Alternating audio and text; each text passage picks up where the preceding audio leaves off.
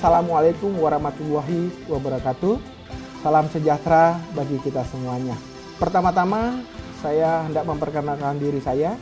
Nama saya Agus Fernando SP MM PhD.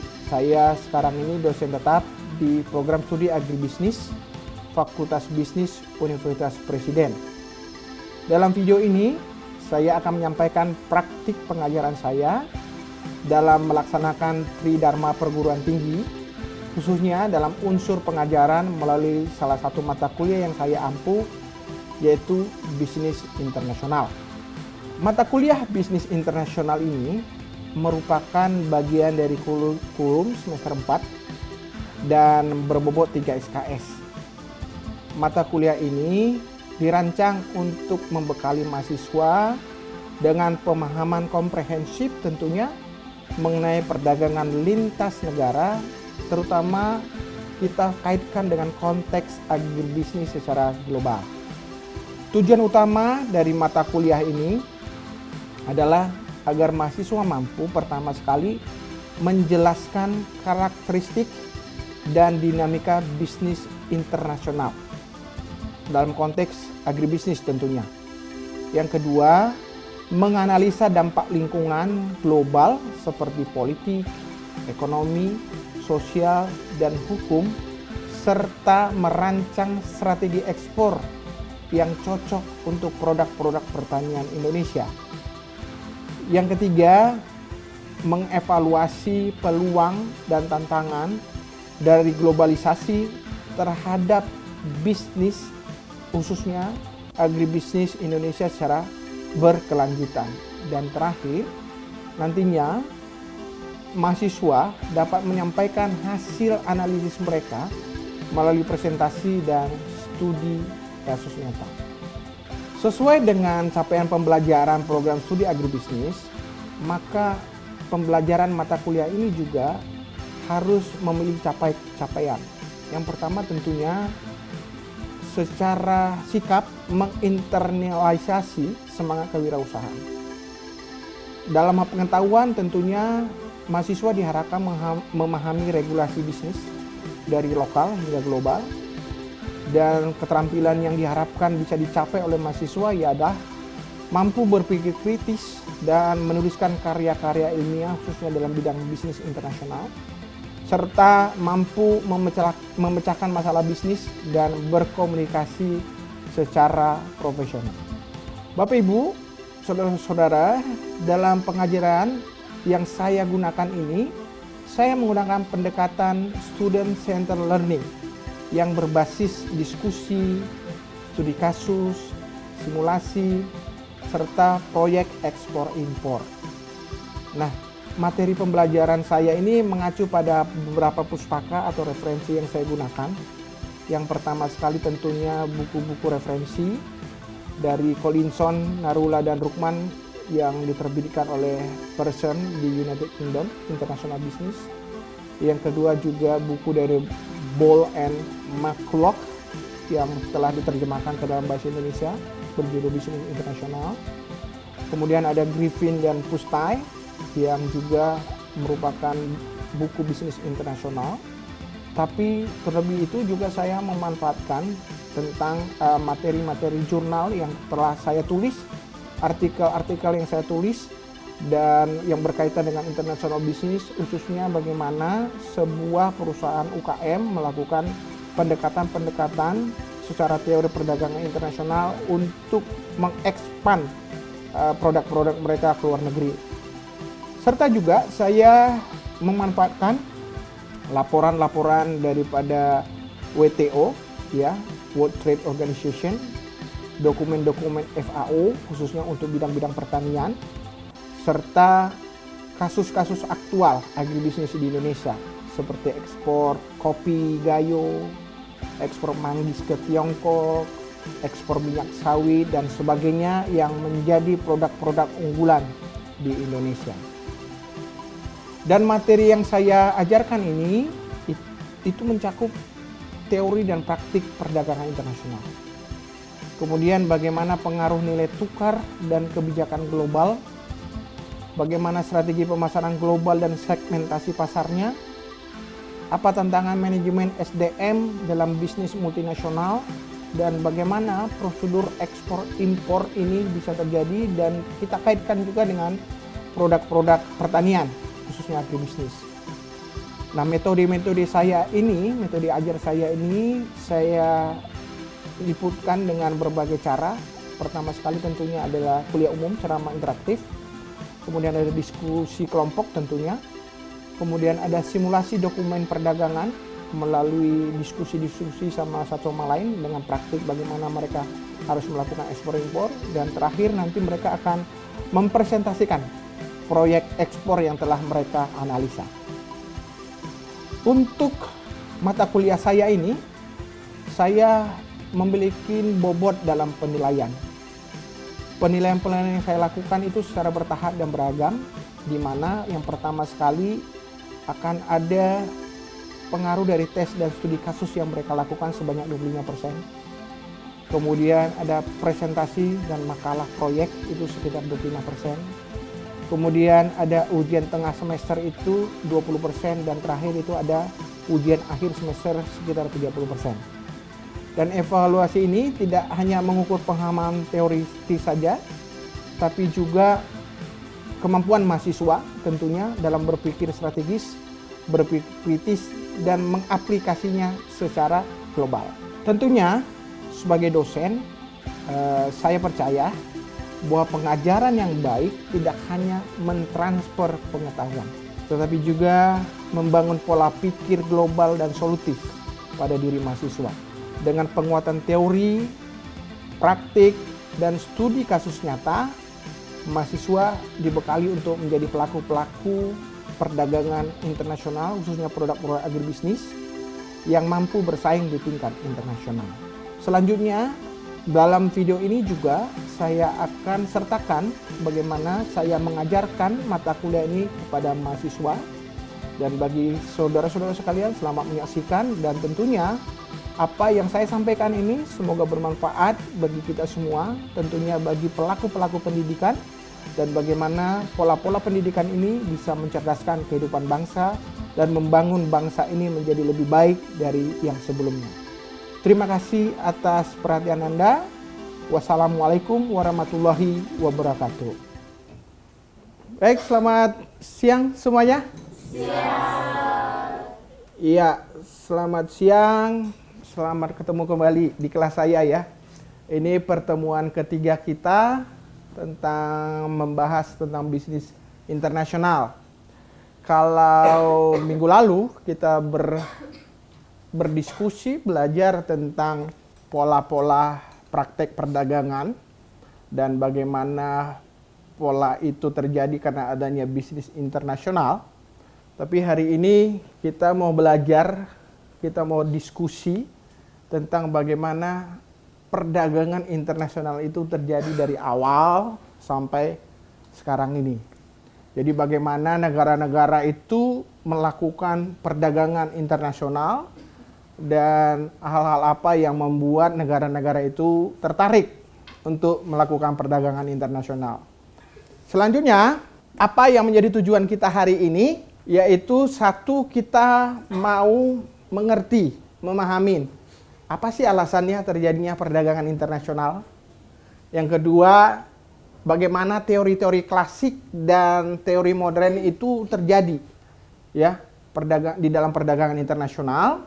Dan yang ketiga, kita mau kaitkan teori dan praktis bisnis global saat ini, khususnya bagaimana itu terjadi di perusahaan-perusahaan agribisnis, produk-produk agribisnis yang terjadi di negara-negara yang ada di dunia. Oke. Sebelum kita mulai, ini saya mau bertanya dulu. Kira-kira menurut kalian, apa sih yang membuat negara-negara itu mau berdagang satu sama lain, mau melakukan perdagangan satu sama lain? Boleh ada yang kasih jawaban? Oke, kamu? Karena tidak semua negara memiliki kebutuhan sendiri, sehingga diperlukan perdagangan untuk memenuhi kebutuhan yang tidak ada secara efisien. Oke, memenuhi kebutuhan. Oke, good. Ya. Karena setiap negara memiliki kelebihan dan kekurangannya masing-masing, sehingga dengan perdagangan mereka bisa bertukar barang dan jasa secara efisien. Oke, keunggulan. Oke, jawabannya benar semua ya. Emang itulah intinya, karena semua negara punya kepentingan masing-masing, punya keunggulan masing-masing. Nah, kalau kita ditanya, ya 3 jawaban itu ya. 3 jawaban itu, nggak ada negara di dunia ini yang mampu memenuhi kebutuhannya, sekalipun negara adidaya. Itu yang pertama. Yang kedua apa? Pasti ada perbedaan sumber daya alam, itu tadi keunggulan. Perbedaan sumber daya alam, Indonesia unggulnya di mana? Thailand unggulnya di mana? Rusia unggulnya di mana? Itu yang menjadi dasar kita untuk melakukan perdagangan internasional. Dan yang ketiga, nah ini jawaban yang benar, masuk ke pasar yang lebih luas. Karena apa? Ketika kita masuk ke pasar yang lebih luas, tentunya barang kita itu bisa dijual di sana. Nah, sekarang kan Indonesia ini negaranya besar nih ya, karena tanggung jawab perdagangan kalau di Indonesia di bawah Menteri Perdagangan. Kalau nih suatu waktu kalian nih jadi Menteri Perdagangan Indonesia, kira-kira menurut Anda sebagai seorang menteri, apa yang perlu diekspor keluar? Ayo, ya. Menurut saya akan menjual kopi dan keperempat. Soalnya Kenapa? Indonesia sendiri itu kaya akan benda tersebut, hal tersebut. Jadi dan juga memiliki nilai pasar yang tinggi. Oke, ada lagi yang lain? Ya, Saya mau pilih tekstil sama pakaian jadi. Karena Kenapa? dua itu industri padat karya, aha. jadi bisa menyerap banyak tenaga kerja. Terus juga di negara kita basis produksinya udah kuat. Terus juga bisa, kalau soal harga lah udah bisa bersaing. Oke, kita lanjut ya. Jadi, Anda udah tahu nih kenapa kita harus berdagang satu sama lain ya, antar negara. Karena 3 alasan ini. Nah, untuk melakukan itu, ada beberapa teori perdagangan internasional yang perlu kita tahu. Ya, ada 4 teori perdagangan internasional yang akan kita bahas hari ini. Yang pertama itu teori merkantilisme, yang kedua teori keunggulan mutlak oleh Adam Smith, kita sebut juga absolute advantage in English. Yang ketiga teori komparatif atau teori keunggulan komparatif atau comparative advantage yang digaungkan oleh David Ricardo dan J.S. Mill. Dan yang terakhir nanti kita akan lihat teori perdagangan modern. Kita bahas satu-satu ya. Nah, teori merkantilisme ini diperkenalkan oleh Victor de Riquetti ya. Dan pertama kali disebut istilah tersebut oleh Adam Smith. Apa itu teori merkantilisme?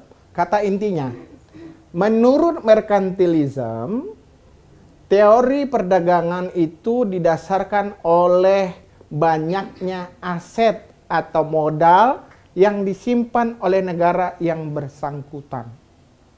Artinya apa? Semakin banyak aset negara itu, maka semakin banyak pula atau semakin tinggi pula kesejahteraan. Artinya semakin gampang mereka untuk memperdagangkan sesuatu yang ada pada mereka. Kemudian ini berkembang menjadi teori klasik merkantilisme. Di sini disebut bahwa suatu negara ya akan makmur kalau ekspornya lebih tinggi dari impor, atau biasanya disebut dengan surplus, atau kita sebut dengan emas dan perak, logam mulia ya, LM, logam mulianya lebih banyak. Itu akan membuat negara itu akan kaya. Jadi merkantilisme ini memang teori kuno, teori klasik, di mana mereka menyatakan bahwa perdagangan itu hanya dimiliki orang-orang yang kaya. Oke, kita lanjut. Ada pertanyaan untuk merkantilisme? Nah, sekarang teori yang kedua, kita membahas tentang absolute advantage atau keunggulan mutlak oleh Adam Smith.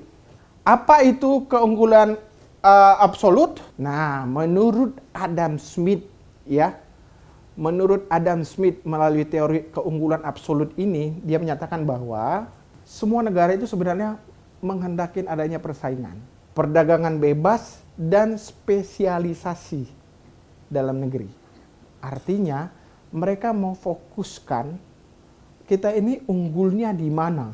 Jadi misalnya absolut, artinya tidak ada yang lebih mampu memproduksi barang tersebut dengan biaya yang sangat rendah dibandingkan negara yang lain.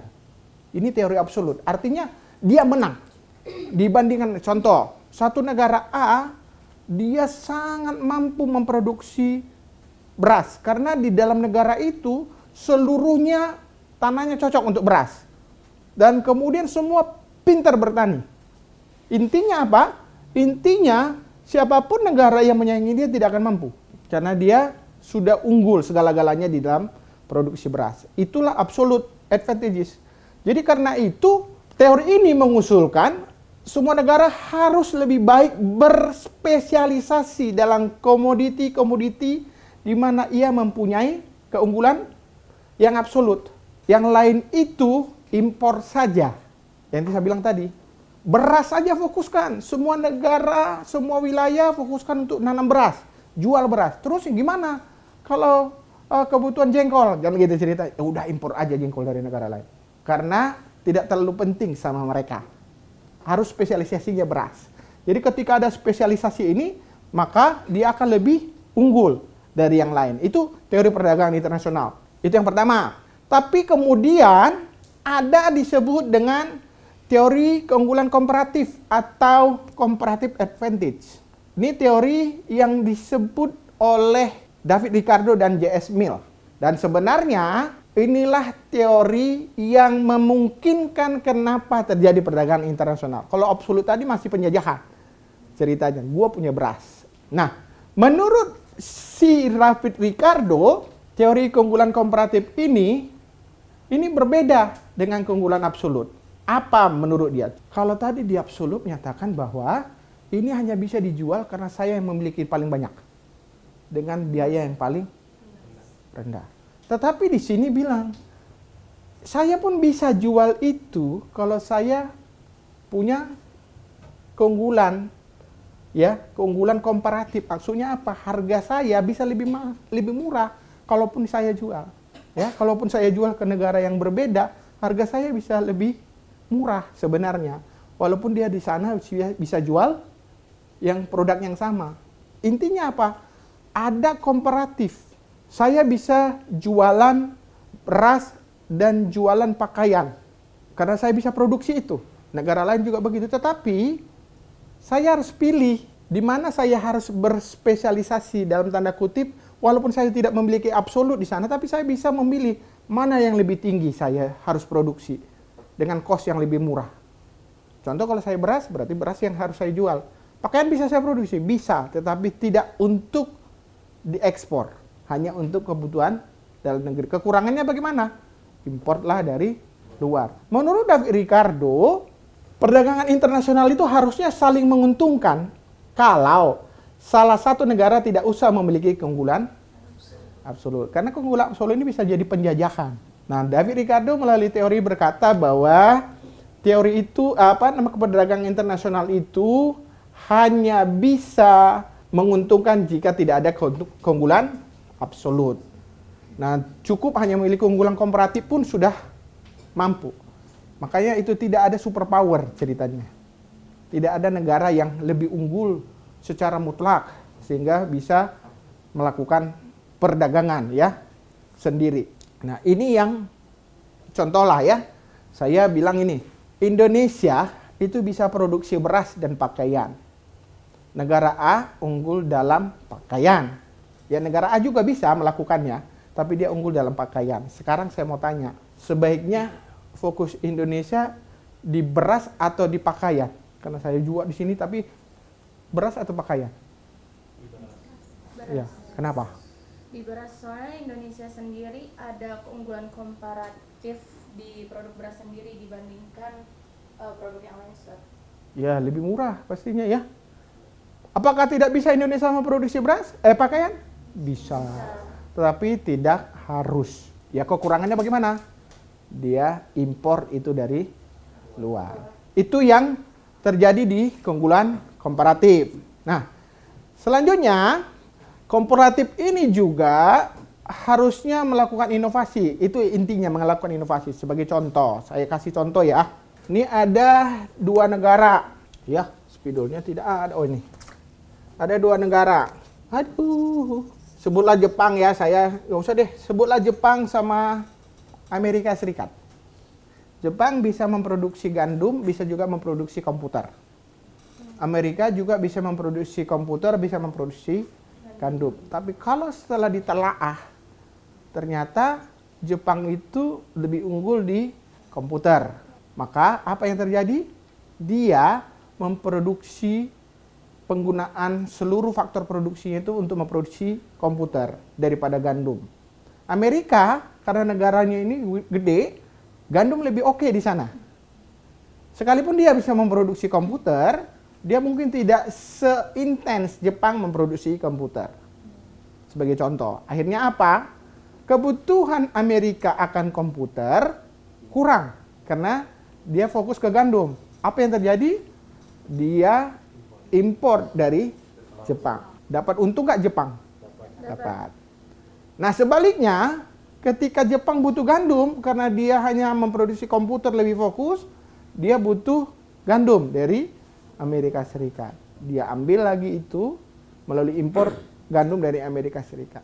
Terjadi namanya perdagangan internasional yang saling menguntungkan. Apakah Amerika Serikat absolut di dalam gandum? Tidak. Apakah mereka absolut di komputer? Tidak. Tapi mereka bisa melakukan perdagangan dan saling menguntungkan satu sama lain. Itu yang dimaksud dengan David Ricardo. Oke, kita masuk ke teori perdagangan internasional modern. Nah, perdagangan ini maju pesat sejak pertengahan abad 19 sampai dengan permulaan abad ke-20. Nah, ini berkembanglah teori perdagangan modern. Sehingga banyak negara-negara, khususnya daerah tropik, memproduksi barang-barang yang berasal dari pertanian. Termasuklah di dalamnya negara-negara Asia. Perkebunan dan pertambangan. Sementara yang sedang, yang relatif kaya, mereka spesialisasi dalam barang-barang industri. Biasanya ini Eropa, Amerika Serikat. Ya, Asia biasanya masuk ke perdagangan pertanian ya. Nah, ada beberapa teori yang menyatakan tentang persepsi perdagangan internasional modern ini. Yang pertama kita sebut teori Exer-Ohlin. Exer-Ohlin ini menyatakan bahwa pertama, perdagangan internasional atau antar negara itu tidaklah banyak berbeda dan hanya merupakan kelanjutan dari perdagangan antar daerah sebenarnya. Hanya mengembangkan kapasitas dari yang antar daerah ke antar negara. Atas dasar itulah mereka berkata bahwa dalam perdagangan internasional ongkos transportasi dapat diabaikan karena intinya sama sebenarnya, jarak itunya intinya. Yang kedua, menurut mereka barang-barang yang diperdagangkan antar negara tidaklah tidak berdasarkan keuntungan alami atau yang keuntungan yang berkembang, tetapi atas dasar proporsi serta intensitas faktor-faktor produksi yang digunakan untuk menghasilkan barang-barang itu. Menurut Adam Smith kan, semua itu karena keuntungan absolut, keuntungan komparatif. Tapi menurut teori Exer-Ohlin, dasarnya apa? Proporsi. Artinya saya punya tenaga kerja yang lebih banyak, lebih murah tentunya, saya produksi di sini. Maka berdasarkan itu terjadi. Maka pola perdagangan internasional berbeda. Tidak lagi bawa barang dari sana, jual kemari. Tetapi apa? Produksi barang sana di sini. Ngerti nggak maksudnya? Karena apa? Faktor produksi yang dibutuhkan itu ada di sini. Ini menurut teori perdagangan internasional modern. Jadi, kalau menurut si Exer-Ohlin ini, negara akan menghasilkan barang-barang dengan menggunakan apa? Faktor produksi yang relatif banyak. Jadi intinya faktor produksi. Yang kedua, dengan mengutamakan produksi dan ekspornya, maka barang-barang yang menggunakan faktor produksi yang relatif banyak, harga faktor produksi yang relatif banyak akan naik. Kan begitu. Biasanya begitu ya. Tanah akan sewanya akan lebih tinggi. Karena kita lebih banyak. Itu dia. Itu yang terjadi menurut teori perdagangan internasional modern. Oke, nah sekarang pertanyaan saya. Menurut teori perdagangan internasional modern ini minta asumsi nih. Saya minta asumsi. Pertanyaan saya adalah, kira-kira kan Korea Selatan itu kenapa tingkat ekspornya itu ya menjadi lebih tinggi dari negara Asia? Artinya dia bisa menjadi eksportir yang terbesar. Kira-kira menurut kalian apa? Ada bisa jawab? Karena Korea Selatan tersendiri lebih berinvestasi dalam pendidikan, teknologi, dan inovasi yang dimana bisa menghasilkan produk yang bernilai tinggi seperti otomotif, yang dimana itu laku di pasar global. Investasinya terhadap pendidikan tinggi. Ya benar. Ada lagi yang lain? Oke. Mungkin karena Korea Selatan dapat memanfaatkan keuntungan dari tenaga kerja keterampilan mereka yang dapat digunakan dalam jangka waktu panjang untuk membangun merek globalnya mereka seperti Hyundai. Iya. Jadi tenaga kerja terampil itu karena faktor tadi. Ya kan? Pendidikan. Akhirnya apa? Skill mereka naik. Jadi teori perdagangan modern ini akhirnya menjadi jawaban kenapa Korea itu memiliki yang namanya keunggulan untuk berinovasi hingga dia bisa eksportir, bahkan Hyundai itu bisa diekspor, ya kan? Ini udah terkenal. Kira-kira ada pertanyaan dari 4 teori ini? Cukup jelas ya? Jelas. Ya, cukup jelas tentang semuanya. Jadi mungkin minggu depan kita akan lanjut lagi bagaimana kebijakan-kebijakan tarif dalam perdagangan internasional ini bisa terjadi, bagaimana hubungan antar negara akan bisa melakukan perdagangan lebih menarik lagi. Nah, untuk minggu depan kita ada sedikit tugas, karena Anda sudah ada 4 teori tadi ya, yang saya ringkas. Jadi Anda coba buat ringkasan, 1 halaman saja, tentang teori perdagangan internasional. Terus kemudian berikan contoh nyata dari perusahaan Indonesia, salah satu aja, nggak usah banyak, perusahaan-perusahaan Indonesia salah satu aja, yang sesuai dengan salah satu teori tersebut. Oke? Kira-kira masih ada pertanyaan lagi? Di submit di email aja, melalui email ya. Oke. Kalau tidak ada pertanyaan, saya pikir cukup sekian hari ini. Terima kasih buat perhatian Anda semuanya. Dan sampai ketemu minggu depan dan selamat siang.